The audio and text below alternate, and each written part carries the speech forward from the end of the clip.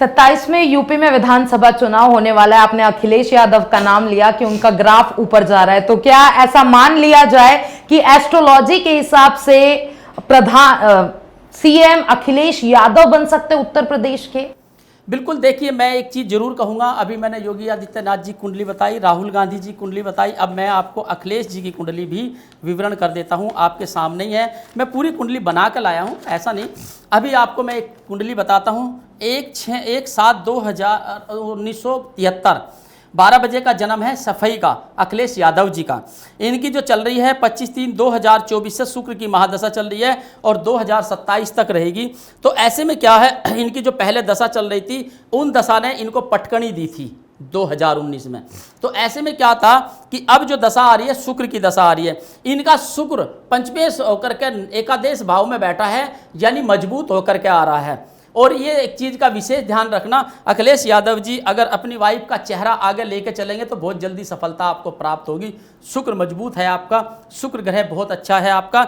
और 2027 में आंकड़े बता रहे हैं कि सपा मिली जुली सरकार करके सरकार बना सकती है 2027 में। ऐसे आंकड़े कुंडली के बोल रहे हैं, मैं बाकायदा लिख आया हूँ। 98% योग अखिलेश यादव जी के बनते हैं, लेकिन मिली जुली। ऐसा नहीं कि बिल्कुल निराली आ जाएगी, बिल्कुल अकेले बहुमत सिद्ध कर देंगे, ऐसा नहीं होगा। उसमें थोड़ा सा सपोर्ट आपको लेना पड़ेगा दूसरी पार्टियों का, लेकिन सरकार बन सकती है। बीजेपी का थोड़ा डाउनफॉल हो सकता है, ऐसा संकेत आपकी कुंडली से है कि दोबारा से आप मुख्यमंत्री बन सकते हैं।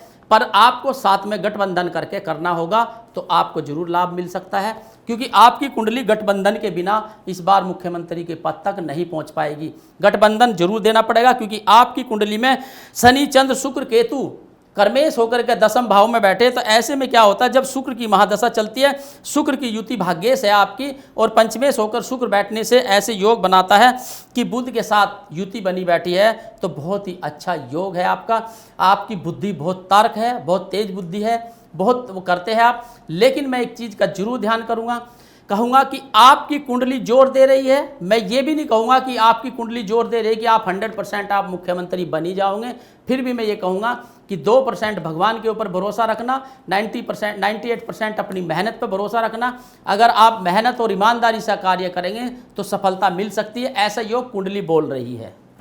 यानी कि आपका कहने का मतलब है अखिलेश यादव को बैकफुट पे रहना चाहिए और डिंपल भाभी को आगे रखना चाहिए। बिल्कुल, अगर डिंपल को फ्रंट पे लेकर के आ जाएंगे अखिलेश जी, तो मैं ये कहता हूं कि 98% यूपी में सरकार बना जाएंगे वे, क्योंकि उनका शुक्र मजबूत है। जब से उनके जीवन में डिंपल आई है तभी से तो उनको लोग ने जाना है, नहीं तो उससे पहले कौन अखिलेश यादव को जानता था, क्योंकि शुक्र इनका इतना अच्छा बैठा है।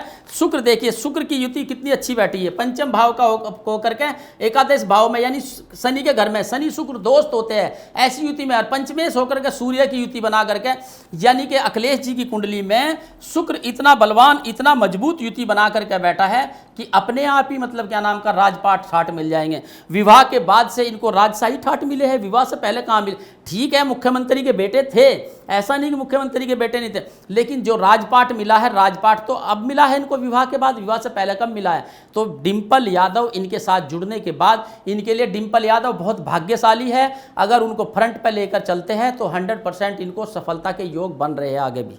चलिए देखिए, राजनेता